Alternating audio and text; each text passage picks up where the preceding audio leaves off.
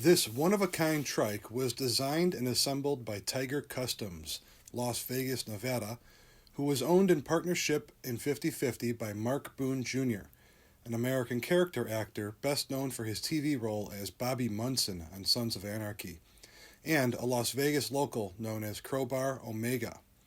It was the first and only trike the shop put out before the partnership dissolved. The build saw a video production team, pilot episode, and competed with two other Las Vegas shops for a TV network rat rod show on the Discovery Channel. The shop did not win the show, and the trike was never finished. The other shop, who made the outsourced frame build, was Dirt Junkies, a Las Vegas custom vehicle shop who mostly made and competed in Baja Racing vehicles. The trike was displayed at SEMA 2014 in the Induction Innovations booth. I originally had this trike built for my dad in honor of his invention and success in business in the automotive aftermarket, inventing Mini-Ductor and the Inductor, and it therefore carried the company's branded color, blue, although my dad had plans to name the trike Evil Bitch and follow a Sons of Anarchy theme, repainting the trike in black with grayscale colors of all the characters that Gemma Teller-Morrow, Katie Siegel, was responsible for the deaths of, with the red blood accent of how they died.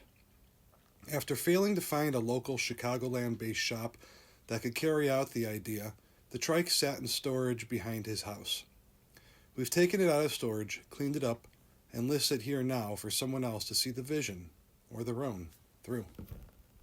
The current condition of the trike is fair to good. There are multiple areas where scratches or chips in the paint have come off.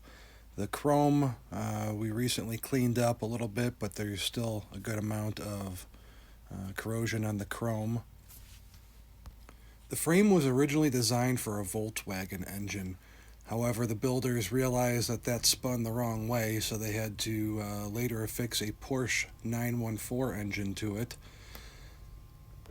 But that is currently seized up. It does need a new motor, transmission, wiring, springs, brakes, and others. It's basically a frame and parts with one hell of a backstory. The rear of the trike was taken from a 1924 Dodge Roadster. What used to be the rumble seat is now the engine, and unfortunately the cover for the rumble seat is missing. If you're interested in this one-of-a-kind legendary trike, hit me up. Let's talk turkey.